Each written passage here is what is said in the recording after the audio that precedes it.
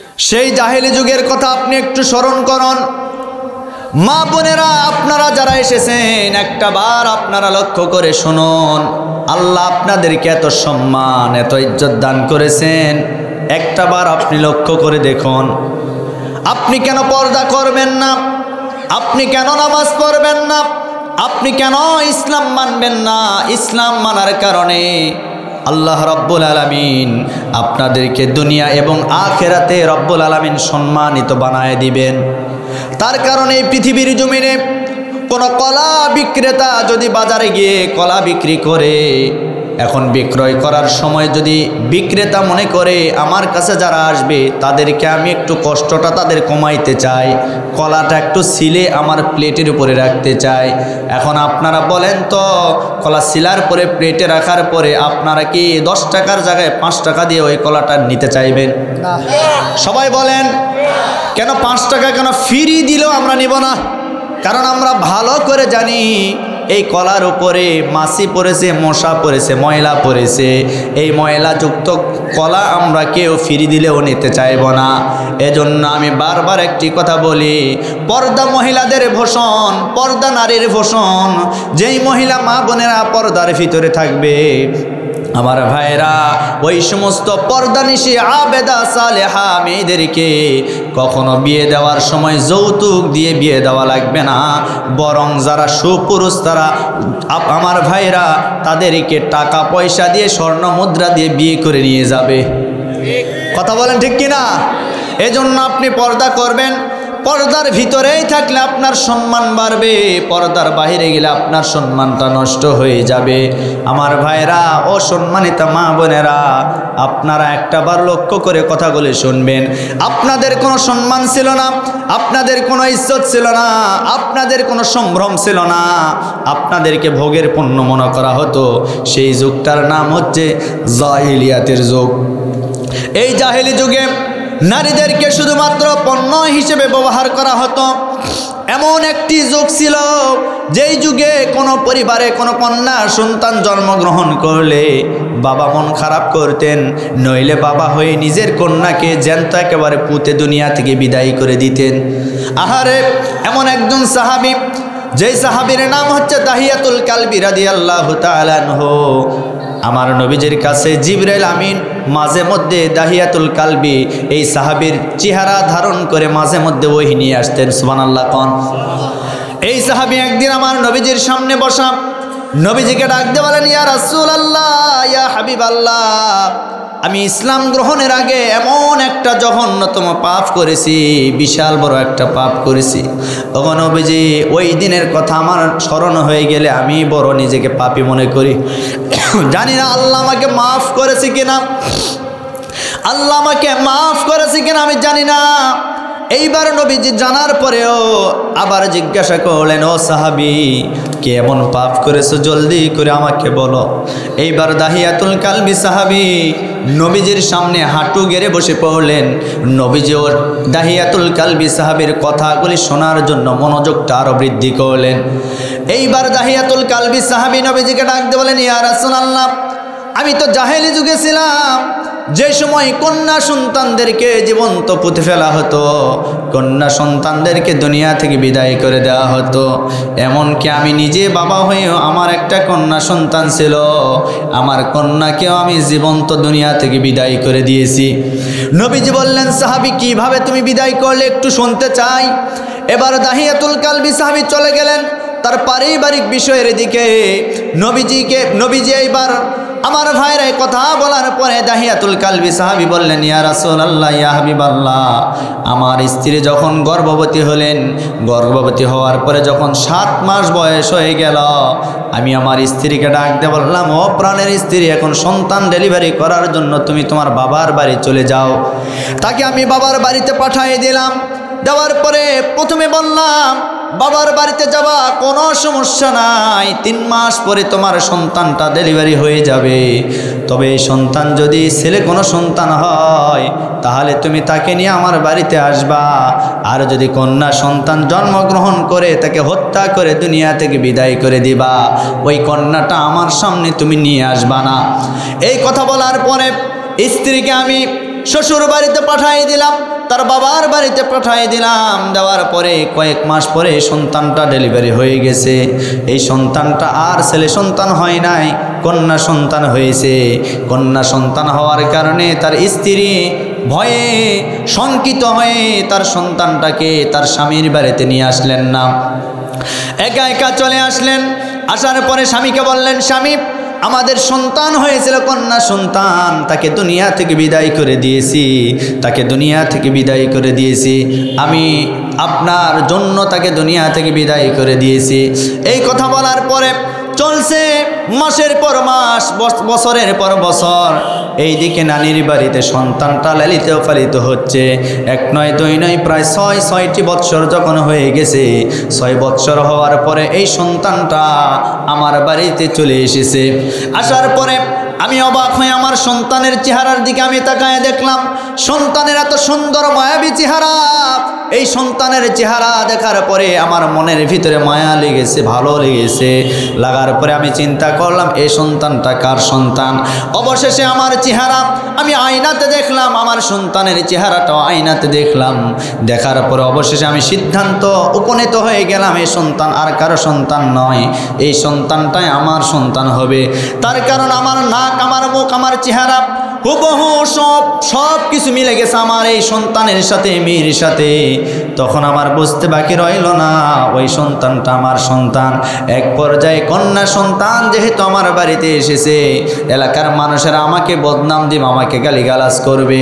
তার কারণ ওই সময়ে কন্যা সন্তান হলে মানুষদেরকে ধিক্কার জানাতো, সামাজিকভাবে বয়কট করত। এইভাবে এই রীতিটা সেই জাহেলি যুগে জারি ছিল। কন্যাদের কোনো সম্মান, কোনো ইজ্জত দেওয়া হতো না।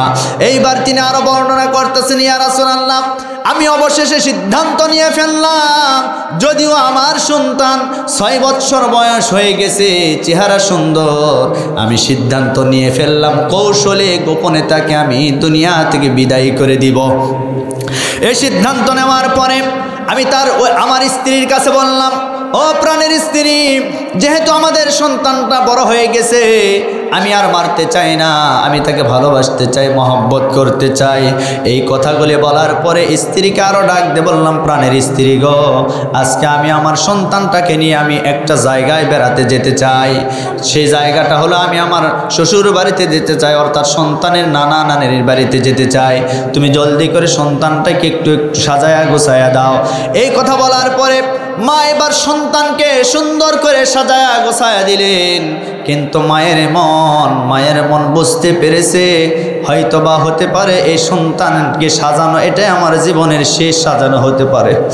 আমার মনের ভিতরে এমন সন্দেহ হচ্ছে, তার বাবা হয়তো তাকে নিয়ে গিয়ে মারতে পারে, মেরে ফেলতে পারে। এই সন্দেহ মায়ের মনের ভিতরে জন্ম নিয়েছে। তার কারণ হলো, এই পৃথিবীতে সন্তান যদি বিপদে পড়ে, দুনিয়ার কেউ জানে না, সর্বপ্রথম জানে আমাদের মা। কথা বলেন।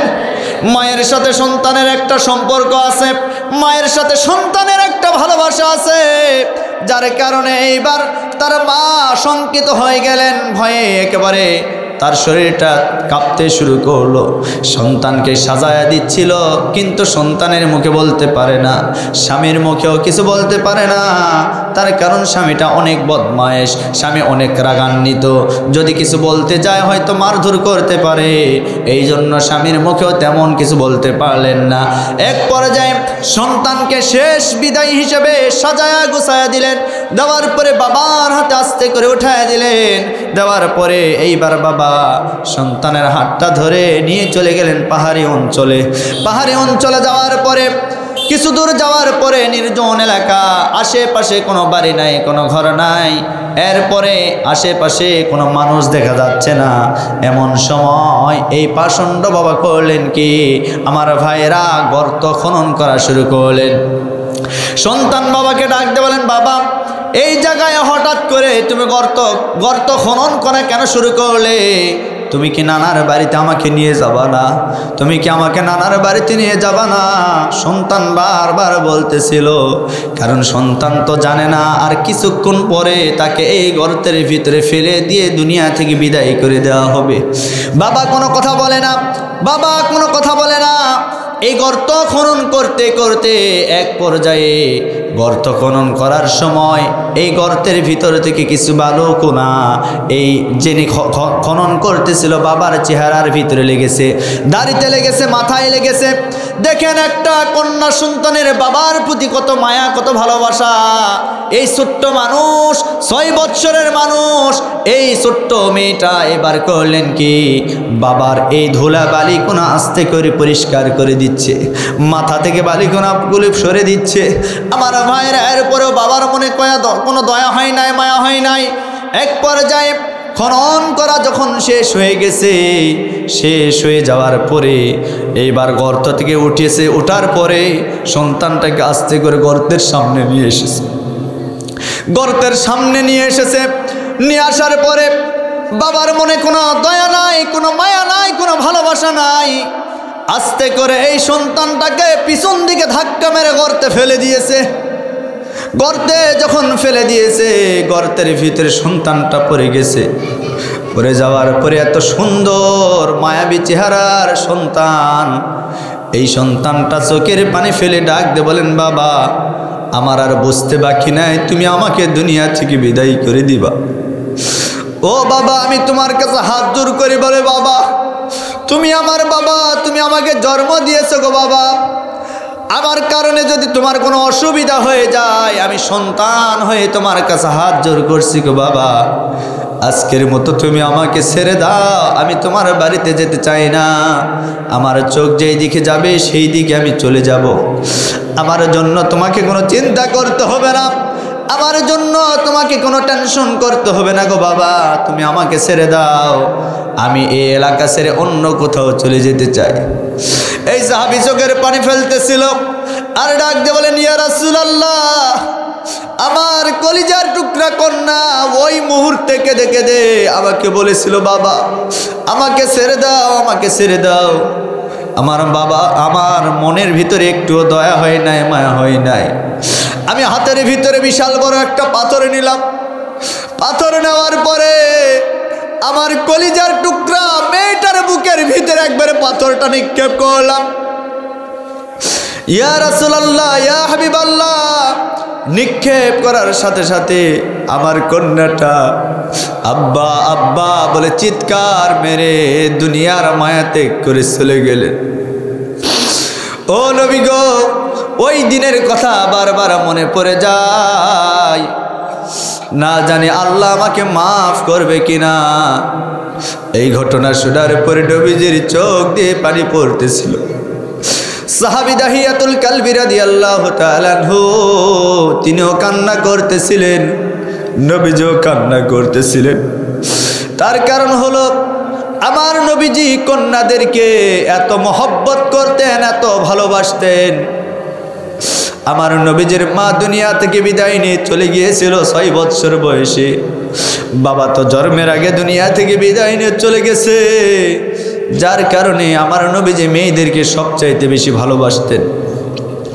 আমার নবীজির 4টা কন্যা ছিল, এর ভিতরে সবচাইতে বেশি মহব্বত করতেন নবীজির মেয়ে ফাতেমা রাদিয়াল্লাহু তাআলা আনহাকে।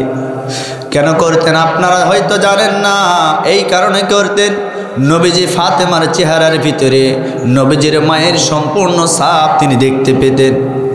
নবীজি বলতেন, এটা আমার মেয়ে না, এটাই হচ্ছে আমার মা, আল্লাহু আকবার, এটা আমার মা, এটা আমার মেয়ে না। এই জন্য সবচাইতে বেশি মহব্বত করতেন, ভালোবাসতেন। আমার ভাইরা, নবীজি এই কারণে আরো বেশি করে কান্না করতেছিল। ও সাহাবী, নিজের কন্যাকে দুনিয়া থেকে বিদায় করে দিয়েছো, এখন তোমার মনের অনুভূতিকে আমি জানতে চাই। এইবার আমার ভাইরা নবীজি জানতে চাইলেন, ডাক দিয়ে বলেন, ইয়া রাসূলুল্লাহ, ইয়া হাবিবাল্লাহ, আমার মনের ভিতর বড় সন্দেহ হয়, না জানি আল্লাহ আমাকে মাফ করবে কিনা।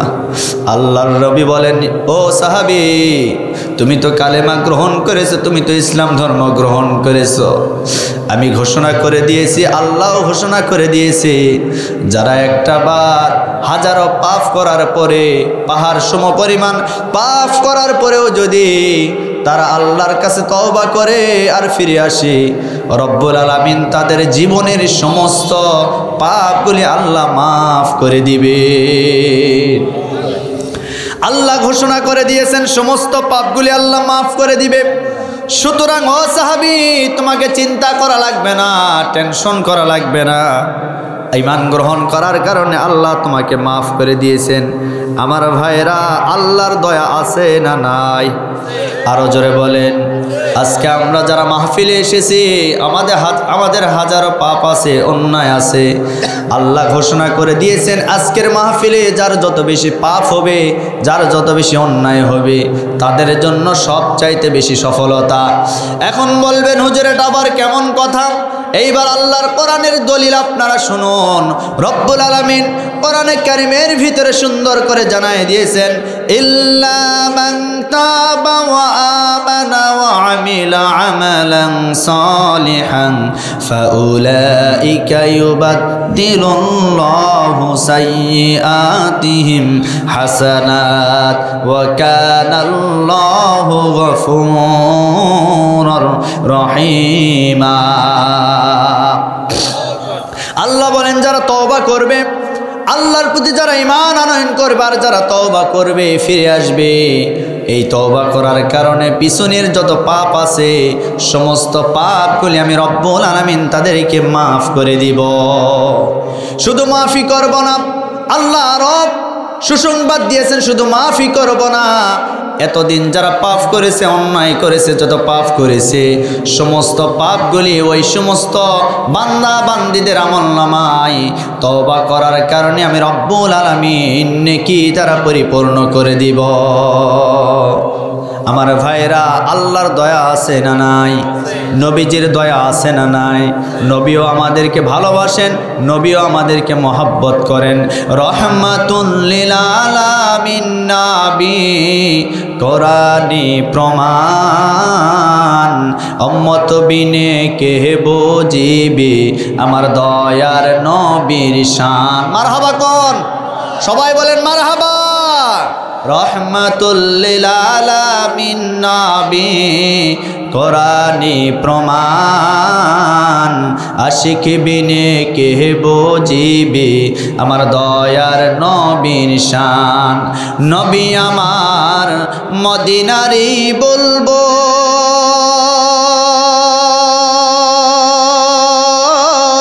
আমার আল্লাহ ভালোবেসে নামটি দিলেন মুহাম্মদ রাসূল। আল্লাহু আকবার। নবী আমার মদিনারে বলবো,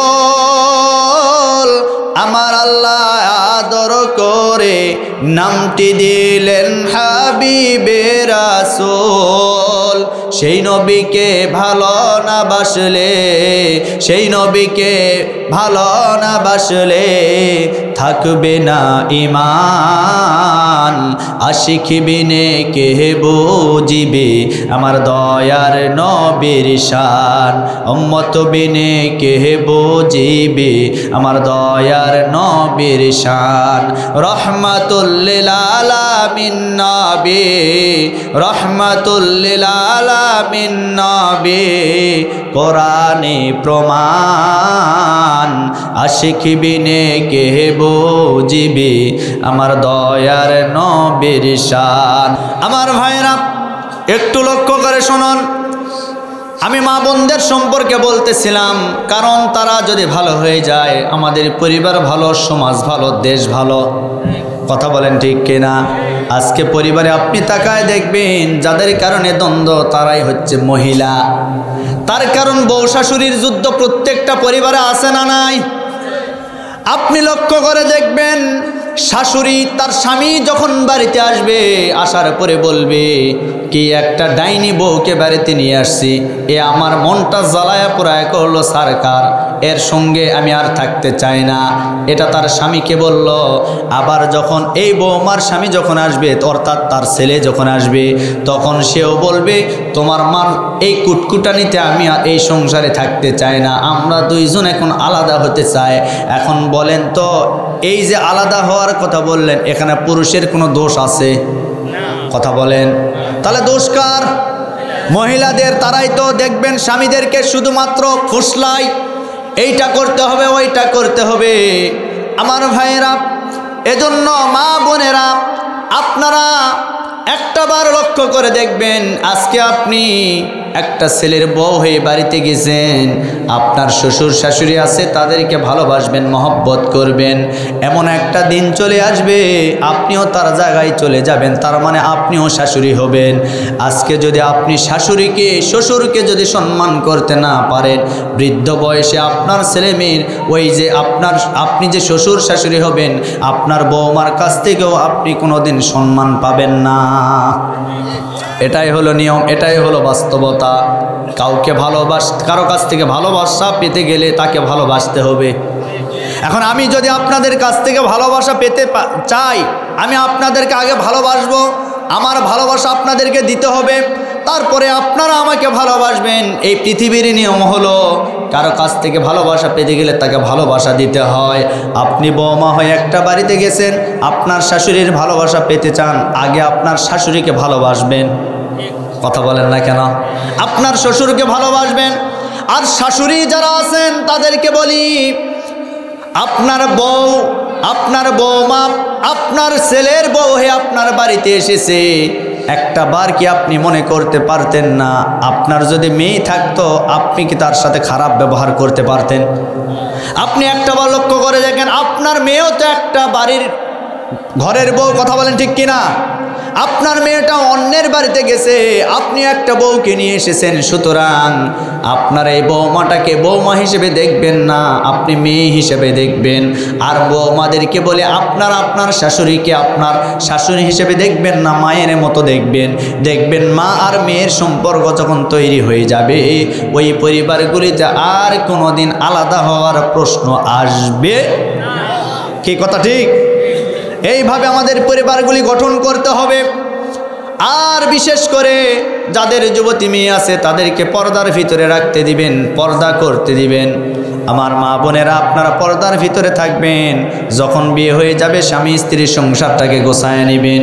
স্বামী স্ত্রীর সংসারটাকে যদি আপনি গোছাতে পারেন, দেখবেন আপনার সংসারটা এই দুনিয়ার জমিনে আল্লাহর এক টুকরা জান্নাত হয়ে যাবে। বলি সুবহানাল্লাহ।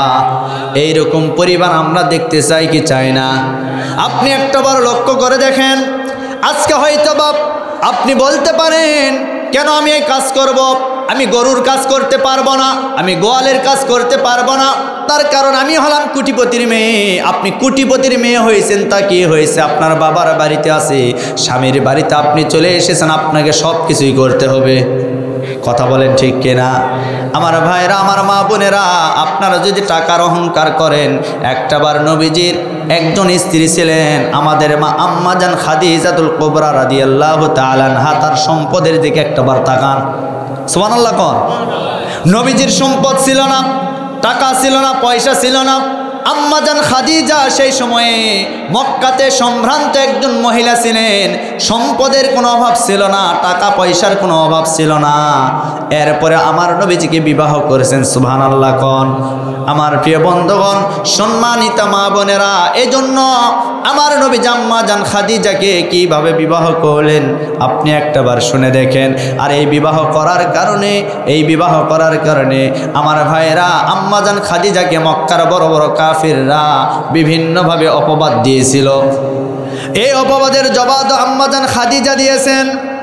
আম্মাজান খাদিজা আর নবীজির সাথে যখন বিবাহ বন্ধনে আবদ্ধ হয়ে গেল, আবদ্ধ হয়ে যাওয়ার পরে মক্কার প্রত্যেকটা জায়গায় বড় বড় নেতারা বলে উঠল, খাদিজা বড় পাগলি হয়ে গেছে, খাদিজা পাগলি হয়ে গেছে। আর আব্দুল্লাহর এতিম পোলারা বিয়ে করে খাদিজা বড় ঠকে গেছে। নাউজুবিল্লাহ কোন? এই কথাটা আম্মাজান খাদিজার কান পর্যন্ত চলে আসলো। আসার পরে খাদিজা রাদিয়াল্লাহু তাআলা আনহা তিনি বললেন, আমি তাদের জবাবটা তাদের কাছে গিয়ে দিতে চাই না, বরং তাদেরকে আমার বাড়িতে আমি দাওয়াত করতে চাই। আমার বাড়িতে নিয়ে আসবো, তাদেরকে একবেলা খাওয়াবো, খাওয়ানোর পরে তাদেরকে আমি জবাবটা দিয়ে দিব। আল্লাহু আকবার। এখন বলেন তো, আম্মাজান খাদিজা কি জবাব দিতে পারবে কি পারবে না?